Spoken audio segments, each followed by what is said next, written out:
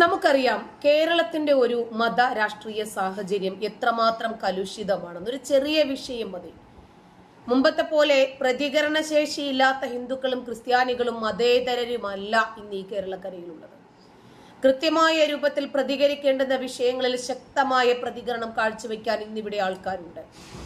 എമ്പുരാൻ എന്ന സിനിമയ്ക്കെതിരെ വീണ്ടും RSSന്റെ മുഖപത്രമായ ഓർഗനൈസർ രംഗത്ത് വന്നിരിക്കുകയാണ്. റീ എഡിറ്റ് ചെയ്തിട്ടും സിനിമയിൽ ദേശവിരുദ്ധതയും ഹിന്ദു ക്രിസ്ത്യൻ വിരുദ്ധതയും തുടരുന്നു എന്ന് മുരളി ഗോപി അരാജകത്വം പടർത്തുന്നു എന്നും ഓർഗനൈസറിന്റെ ലേഖനത്തിൽ പറയുന്നുണ്ട്. സിനിമ പുറത്തിറങ്ങിയതിന് പിന്നാലെ ഓർഗനൈസർ ലേഖനത്തിൽ രൂക്ഷ വിമർശനമാണ് ഉയർന്നത്. ഇപ്പോഴിതാ റീ എഡിറ്റ് പതിപ്പ് പുറത്തിറങ്ങിയതിന് പിന്നാലെയും ഓർഗനൈസർ വിമർശനം തുടരുകയാണ്. കേരള യുവത്വം മയക്കുമരുന്നിന്റെയും അരാജകത്വ സിനിമകളുടെയും പിടിയിലാണെന്നും അതിന് സഹായകരമാകുന്ന രൂപത്തിലുള്ള പ്രമേയമാണ് എമ്പുരാനിലുള്ളതെന്നും ഓർഗനൈസർ ലേഖനത്തിൽ പറയുന്നു. ദേശവിരുദ്ധതയ്ക്ക് വലിയ വില കൊടുക്കേണ്ടി വരും എന്ന മുന്നറിയിപ്പും ലേഖനത്തിലുണ്ട്.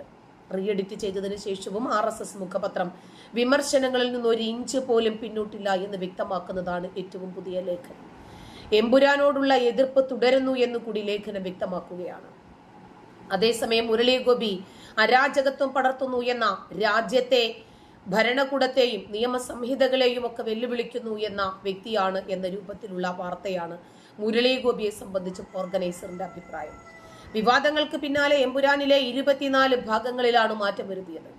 പ്രധാന വില്ലന്റെ ബജ്റംഗി എന്ന പേര് ബൽദേവ് എന്നാക്കുകയും NIA ബന്ധപ്പെട്ട പരാമർശങ്ങളെ മ്യൂട്ട് ചെയ്യുകയും ചെയ്തിട്ടുണ്ട്. റീ എഡിറ്റഡ് സെൻസർ രേഖയിൽ വ്യക്തമാക്കിയിട്ടുണ്ട് ഇതെല്ലാം. തന്നെയുമല്ല, നന്ദി കാർഡിൽ നിന്ന് സുരേഷ് ഗോപിയുടെ പേരും RSS ഉദ്യോഗസ്ഥനായ ജ്യോതിസ് മോഹന്റെ പേരും ഒഴിവാക്കിയതായും രേഖകളിലുണ്ട്. 3 മണിക്കൂറുള്ള സിനിമയിലെ 8 മിനിറ്റ്, 2 മിനിറ്റ്, 8 മിനിറ്റ് ഒക്കെ വരുന്ന ഭാഗങ്ങളാണ് നീക്കം ചെയ്തിരിക്കുന്നത്. മതചിഹ്നങ്ങളുടെ പശ്ചാത്തലത്തിൽ വാഹനങ്ങൾ കടന്നു പോകുന്നതും സ്ത്രീകൾക്കെതിരായിട്ടുള്ള അതിക്രമ സീനുകളും ഒക്കെ ഒഴിവാക്കിയിട്ടുണ്ട്. പൃഥ്വിരാജ് അവതരിപ്പിച്ച സയ്യിദ് മസൂദും പിതാവും തമ്മിലുള്ള സംഭാഷണത്തിന്റെ ചില ഭാഗങ്ങളും ഒഴിവാക്കിയിട്ടുണ്ട്. സിനിമയിൽ കാണിക്കുന്ന കലാപ രംഗങ്ങളുടെ കാലഘട്ടമായി 2002 ആദ്യ പതിപ്പിൽ കാണിച്ചിരുന്നത്. പുതിയ പതിപ്പിൽ എ ഫ്യൂ ഇയേഴ്സ് എഗോ എന്നായിരിക്കും പ്രദർശിപ്പിക്കുക. തന്നെയുമല്ല, പ്രധാന വില്ലന്റെ പേര് ബജ്റംഗി എന്നുള്ളത് പരാമർശിക്കുന്ന എല്ലാ ഭാഗത്തും ബൽദേവ് എന്നായിരിക്കും പുതിയ പതിപ്പിൽ ഉണ്ടാവുക. ഈ സിനിമ കണ്ടിറങ്ങിയ നമ്മുടെ നുസ്രത് ജഹാൻജി അഭിപ്രായം പങ്കുവെക്കുന്നുണ്ട്, കേൾക്കാം. സിനിമ ഞാൻ കണ്ടിട്ടില്ല, അതുകൊണ്ടാണ് നുസ്രത് ജഹാനെ എനിക്ക് വിശ്വാസമാണ് അവര് കണ്ടിട്ട് ആ സിനിമയെ സംബന്ധിച്ച അഭിപ്രായം പറയും. നമുക്ക് കേൾക്കാം. ഞാനിതാ പടം കണ്ട് എമ്പുരാനെ കണ്ട് ഇറങ്ങിയതേ ഉള്ളൂ. അപ്പോ ഡൽഹിയിൽ പടം കണ്ട് 25 ആൾക്കാരുണ്ടായിട്ടോ കഷ്ടിച്ച് എണ്ണിയാൽ എമ്പുരാൻ കാണാൻ. കാരണം ഇന്ന് തന്നെ കാണണമെന്നുണ്ടായി. കാരണം ഇതിന്റെ റിപ്പോർട്ട് ഇന്ന് ഒരു ഏജൻസിക്ക് ഇവിടെ കൊടുക്കാൻ വേണ്ടിയിട്ടുള്ള ആ ടീമിൽ ഞാനുണ്ട്. അതുകൊണ്ട് ഞാൻ ആ പടം കണ്ട് എൻ്റെ ഒരു വിലയിരുത്തൽ നിങ്ങളെയും കൂടെ അറിയിക്കുക. കാരണം ഞാൻ പറയുന്നു, ഈ പടം ഇവരിപ്പം മാപ്പ് പറഞ്ഞല്ലോ, നമ്മളെ മോഹൻലാലും പ്രൊഡ്യൂസർമാരും ഗോപാലേട്ടനും എല്ലാവരും മാപ്പ് പറഞ്ഞു. പ്രൊഡ്യൂസർമാരൊക്കെ മാപ്പ് പറഞ്ഞു, പ്ലസ് പൃഥ്വിരാജും. എഴുത്തുകാരനും ആരെങ്കിലും വേദനിപ്പിച്ചിട്ടുണ്ടെങ്കിൽ മാപ്പ്. ഇവരോട് എനിക്ക് പറയാനുള്ളത്, കാരണം ഞാൻ സിനിമ കാണുന്നതിന് മുമ്പ് ചർച്ചകളിലൊക്കെ വന്ന് പറഞ്ഞിട്ടുണ്ടായിരുന്നു, അതിനേക്കാൾ ഉപരിയാണ് എനിക്ക് ഇവരോട് പറയാനുള്ളത്. കാരണം നെഞ്ചിൽ കൈവച്ച് പറയാണ്, ഇതുമാതിരി ഒരു സിനിമ ലൈഫിൽ കണ്ടിരിക്കുകയാണ്. ഇത് നമ്മൾ കണ്ട ഓരോ ടെററിസ്റ്റ് അറ്റാക്കുകളിനെ കാണുമ്പോൾ നമ്മൾ ശ്വാസം അടക്കി പിടിച്ചിരുന്ന പോലെയാണ് ഞാൻ ഈ സിനിമ കണ്ടത്. അപ്പോൾ ഒരു കാര്യം നിങ്ങൾ മനസ്സിലാക്കണം, ഒരു കലാപം ഉള്ളത് നമ്മൾ മറക്കാൻ. എപ്പോഴും ഞാൻ പറയാറുണ്ട്, യുദ്ധങ്ങളും കലാപങ്ങളും നമ്മൾ ഒരാൾക്കാരും ഇഷ്ടപ്പെടുന്നില്ല. അപ്പൊ ഇങ്ങനെ ഉണ്ടായ ഒരു കലാപത്തിന്റെ ഒരു തീ കത്തി, സാധാരണ കത്തിപ്പോയ ഒരു ട്രെയിനിന്റെ ബോഗീനെ കൊണ്ട് അവിടെയുള്ള ഹിന്ദുക്കളെല്ലാം വന്ന് മുസ്ലിങ്ങളെ ഒന്നടങ്കം കൊല്ലുന്ന ഒരു റേപ്പ് ചെയ്യുന്ന സീൻ കാണിച്ച്. തന്നെയുമല്ല, ഗുജറാത്ത് കലാപത്തെ കുറിച്ച് സംസാരിക്കുമ്പോൾ നിർബന്ധമായും ചർച്ച ചെയ്യപ്പെടേണ്ടുന്ന വസ്തുത അതിന്റെ ബേസ് ആണ്. അതാണ് ഗോദ്ര തീവണ്ടി തീവെപ്പ്. എന്തുകൊണ്ട് ഇവരത് പറയുന്നില്ല? മുസ്ലിങ്ങളെ വെള്ളപൂശുന്നതിന് വേണ്ടിയോ? ആരാണ് ലോകത്തിന്റെ വിവിധ ഭാഗങ്ങളിൽ കലാപം അഴിച്ചുവിടുന്നത്? കൊള്ളയും കൊലയും കൊള്ളിവെപ്പും ബലാത്കാരവും ആരാണ് ചെയ്യുന്നത് എന്ന് ഇന്ന് എല്ലാവർക്കും അറിയാം. ഇന്നലെ റഷ്യയില് വലിയ ഒരു വിഭാഗം മുസ്ലിം വിദ്യാർത്ഥികളെ ചവിട്ടി പുറത്താക്കി. കാരണം കലാപം അഴിച്ചുവിടുക. അവിടെ പോയിട്ട് പലസ്തീന് ജയ് വിളിക്കുക, ഹമാസിന് ജയ് വിളിക്കുക. ആ രൂപത്തിൽ ആ നാടിനെയും കൂടി ഇളക്കി മറിക്കാൻ ശ്രമിക്കുമ്പോൾ പഠിക്കാൻ വന്നാൽ മര്യാദയ്ക്ക് പഠിച്ചിട്ട് പോയിക്കോണമെന്ന് റഷ്യ. ജോലി ചെയ്യാൻ വന്നാൽ മര്യാദയ്ക്ക് പഞ്ചപുച്ഛമടക്കി ഈ രാജ്യത്തിന്റെ നിയമം അനുശാസിക്കും വിധം നിന്ന് തൊഴിലെടുത്ത് പണമുണ്ടാക്കി മടങ്ങിപ്പോയിക്കോളാൻ. ഇവിടെ നിന്നുള്ള ഒരാൾ രക്ഷപ്പെട്ടിട്ട് അത് തന്നെ പറയാം. ആള് രക്ഷപ്പെട്ട് എത്തുന്നത് ലഷ്കർ തൊഴിലിന്റെ ഗാങ്ങിൽ. അവളുടെ ഗാങ് ലീഡറാണ് മോഹൻലാൽ. ആ ഖുറേഷിനോട് അടുത്ത് എത്തിയ ആള് പറയുന്ന ഒരു അതാണ് പശ്ചാത്തലം. അപ്പൊ നമ്മളെന്താ മനസ്സിലാക്കേണ്ടത്? പിന്നെ യമനിൽ ഇരുന്നുകൊണ്ടാണ് കേരള രാഷ്ട്രീയത്തെ നിയന്ത്രിക്കുന്നതെന്നുള്ള ഒരു മെസ്സേജാണ് ആ സിനിമ കാണുമ്പോൾ അതിൽ കിട്ടുന്ന ഒരു review. This is very bad. ഒരു വേസ്റ്റ് ലാൻഡായിട്ട് കേരളത്തിനെ ചിത്രീകരിച്ച് ഒരു ലാൻഡിനെ മുക്കിക്കളയും. ഇവിടെ ഒന്നുമില്ല. ഇവിടുത്തെ രാഷ്ട്രീയത്തെ കേരളം എന്ന് പറഞ്ഞാൽ ദൈവത്തിന്റെ സ്വന്തം നാടിനെ ഡെവിൾസ് ലാൻഡാക്കി മാറ്റുന്ന ഈ എഴുത്തുകാരനും സംവിധായകനും ഇതിൽ അഭിനയിച്ചവരും പ്രൊഡക്ഷൻ ചെയ്തവരും ഇവരൊന്നുമല്ല ഇതിന്റെ background. There is something very big in the back of this. ഇത് ഉറപ്പാണ്. ഇതിനെതിരെ എനിക്ക് ഭീഷണി വരുന്ന എനിക്ക് ഉറപ്പാണ്. പക്ഷേ ഐ ഡോണ്ട് കെയർ. സി ഇവർ പറയുന്ന ഉടനീളം പറഞ്ഞുകൊണ്ട് പോകുന്ന ഹിന്ദു ഭീകരാവസ്ഥ നമ്മൾ പറയുന്നുണ്ടല്ലോ, നമ്മുടെ നാടിനെ തകർക്കുന്നതിന് വേണ്ടി തീവ്രവാദ ഫണ്ട് കോടികൾ പൃഥ്വിരാജിന്റെ അക്കൗണ്ടിലേക്ക് ഒഴുകിയിട്ടുണ്ട്. സംശയം എന്താ?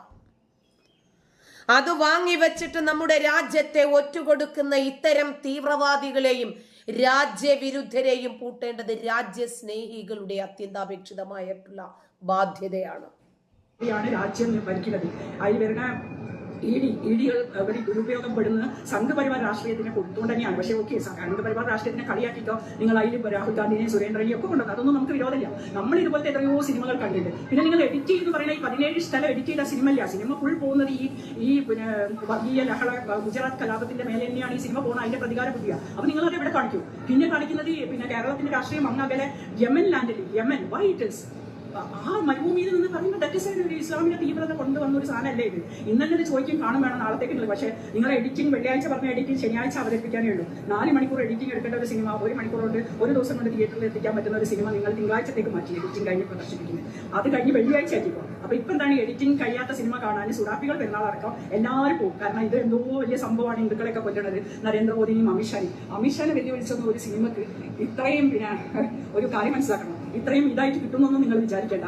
അതിനുള്ള പ്രധാനമന്ത്രിയുടെ ഓഫീസ് ഈ സിനിമയ്ക്ക് അഗേൻസ്റ്റ് അന്വേഷണം ഉത്തരവിട്ട് ആ അന്വേഷണത്തിന്റെ ഭാഗമായൊക്കെയാണ് അന്വേഷണം സിനിമ കണ്ടിട്ട് റിപ്പോർട്ട് കൊടുക്കേണ്ട കുറച്ച് ആൾക്കാർ ഇന്ന് സിനിമ കാണുന്നുണ്ട്. അതിൽപ്പെട്ട ഒരാളാണ് ഞാൻ എനിക്ക് ഉണ്ടായ ഫീൽ ഞാൻ പറയാം. ഞാൻ ആസ് എ മുസ്ലിം ആയിട്ട് മുസ്ലിം എന്ന് പറഞ്ഞാൽ നമ്മൾ ആരും ഉപദ്രവിക്കാൻ പഠിപ്പിച്ചവരല്ല. പക്ഷേ ഇതില് പിന്നെ എന്താണ് ഇസ്രായേൽ അലൈഹി സ്വലാം വന്നിട്ട് അവസാനം പറയുന്നത് ഇസ്രായേൽ വന്ന് ഖലീഫ സ്ഥാപിക്കലാണ് ഇവിടുത്തെ എല്ലാത്തിൻ്റെയും ഏറ്റവും നല്ല ഭരണം വരാൻ പോകുന്നത് ഒരു സൂചന നൽകുന്ന, ഇനി കേരളത്തിൽ എന്താണ് സംഭവിക്കാൻ പോകുന്നത് എന്നുള്ള സൂചന നൽകുന്ന ദിസ് ഇസ് ഓൺലി. ഈ സിനിമ എഡിറ്റ് ചെയ്തോട്ട് ഒരു കാര്യമില്ല. അതിന്റെ ഫുൾ പശ്ചാത്തലവും വർഗീയതയും തീവ്രവാദവും മാത്രമാണ്. ഏതോ വലിയ തീവ്രവാദ ഫണ്ടിങ് വന്ന് ഇനിയുള്ള ഈ ഡ്രഗ് എല്ലാം കൊടുത്ത് അടിച്ചിരിക്കണം ഈ തലമുറയെ, ഈ യുവതലമുറയെ നശിപ്പിക്കാനുള്ള ഒരു സാധനമായിട്ട് തന്നെ ഇതിനെ കാണാൻ പറ്റുള്ളൂ. കാരണം ഒരു ഡ്രഗ് അടിച്ചോനെ ഉമ്മനി പാപ്പനി വെട്ടിക്കൊല്ലുന്നത്, കാമുകിനെ വെട്ടിക്കൊല്ലുന്നത്, അല്ലെങ്കിൽ സഹോദരങ്ങളെ കൂടെ പഠിക്കുന്നവനെ വെട്ടിക്കൊല്ലുന്നത്. ഡ്രഗ് അടിക്കാത്ത അഫാനാണ് 6 തീർത്തത്. കാലഘട്ടത്തിലൂടെ കടന്നു പോകുമ്പോൾ ഈ സിനിമയ്ക്ക് ഒരുപാട് സ്വാധീനം ചെലുത്താൻ പറ്റും. കാരണം വർഗീയത കൊണ്ട് കളിയാട്ടം നടക്കുന്ന ഒരു രാജ്യം, പ്രത്യേകിച്ച് നമ്മുടെ കേരളത്തിൽ ഇതുപോലെ ഒരു സിനിമ ഉണ്ടാവാൻ പാടില്ലായിരുന്നു. മൊത്തം സിനിമാ പ്രേമികളും സിനിമാ നിർമ്മാതാക്കളെയാണ് ഇത് നമ്മളെ തലകുടിക്കുന്നത്. കാരണം സിനിമ എന്ന് പറയുന്ന ഒരു മീഡിയ അത് എത്രമാത്രം ജനങ്ങളിലെ സ്വാധീനിക്കുന്നുള്ള നമ്മൾ അടുത്ത കാലത്തൊക്കെ കണ്ടിട്ടുണ്ട്. അപ്പൊ തീർച്ചയായിട്ടും ഈ സിനിമ എഡിറ്റ് ചെയ്യാതെ വെള്ളിയാഴ്ച വരെ ഓടിക്കാന്നുള്ളത് ഒരു വലിയ പരിഹാര മാർഗ്ഗമല്ല. തീർച്ചയായിട്ടും അത്രയും ദിവസം മതി. ആ 25,000 ആരും ശ്വാസം അയച്ചിട്ട് പോലില്ല. കാരണം അതിന്റെ കൊലവിളിയും ഇതും എല്ലാം മതത്തിന്റെ പേരിൽ ഒരാളെ പ്രതികാരം കൊണ്ട് നമുക്ക് ഒരാളെ കൊല്ലാം അല്ലെ. അതിൽ ജാതി പറയേണ്ട ആവശ്യവും അതില് പിന്നെ ആയത്തോടേണ്ട ആവശ്യമൊന്നുമില്ല. നമ്മളെപ്പോഴും പറയും പിന്നെ ഇത് പറയരുത് അത് പറയരുത് പറയും. പക്ഷെ പറയുന്നത് ഇത്രയും വലിയ മോഹൻലാലൊക്കെ പോലത്തെ നടൻ പൃഥ്വിരാജൊക്കെ പറഞ്ഞ് ഇത് പറയുമ്പോൾ ഇത് സ്വാധീനിക്കുന്ന എത്രയോ പേരുണ്ട് ഈ സ്വാധീനത്തിൽ പെടുന്നത്. അതാണ് നമ്മൾ. അപ്പൊ ഇതിപ്പോ ആവേശം വെച്ചു 2 ദിവസം കൊണ്ട് ആൾക്കാർ തിങ്ങി കാണാൻ പോകുന്ന കേരളത്തിൽ പറയും. വേറെ ഇവിടെ ഒന്നും അതിന് ആളെ കിട്ടൂല. നിങ്ങളൊന്ന് ഗുജറാത്ത് കൊണ്ടേ കളിപ്പിക്കുക സിനിമ അപ്പൊ അറിയില്ല. അപ്പൊ ഇത്രയും മാപ്പ് പറയാൻ നിങ്ങൾ തയ്യാറായെങ്കിൽ ഈ സിനിമ എഡിറ്റ് ചെയ്യുന്നവരെ മാറ്റി നിർത്തപ്പെടണം. നിങ്ങൾ എന്താണ് എഡിറ്റ് ചെയ്യാനും മ്യൂട്ട് ചെയ്യാനും തീരുമാനം. മനുഷ്യരെ തമ്മിലടിപ്പിച്ച് പണമുണ്ടാക്കിക്കാൻ ശ്രമിച്ച എമ്പുരാൻ എന്ന സിനിമയും അതിന്റെ അണിയറ പ്രവർത്തകരും സമൂഹത്തിനോട് ചെയ്ത ചതിയെ സംബന്ധിച്ച് അഖിൽ മാരാറ് തുറന്നു പറഞ്ഞു. എമ്പുരാൻ സിനിമ കണ്ട നിങ്ങൾക്ക് എല്ലാവർക്കും അറിയാം, യാഥാർത്ഥ്യത്തിനോട് ചേർന്ന് നിൽക്കുന്ന സിനിമ അല്ല, അല്ലെങ്കിൽ ഏതെങ്കിലും ഒരു രാഷ്ട്രീയ പ്രമേയം അവതരിപ്പിക്കാനെടുത്ത സിനിമയോ അല്ല. ബുദ്ധിജീവി എന്ന് സ്വയം കരുതുന്ന മുരളി ഗോപിയുടെ എഴുത്തിന് പൃഥ്വിരാജ് മുടക്കിയ കോടികളാണ് അതിനകത്ത് പ്രതിഫലിച്ചു നിൽക്കുന്നത്.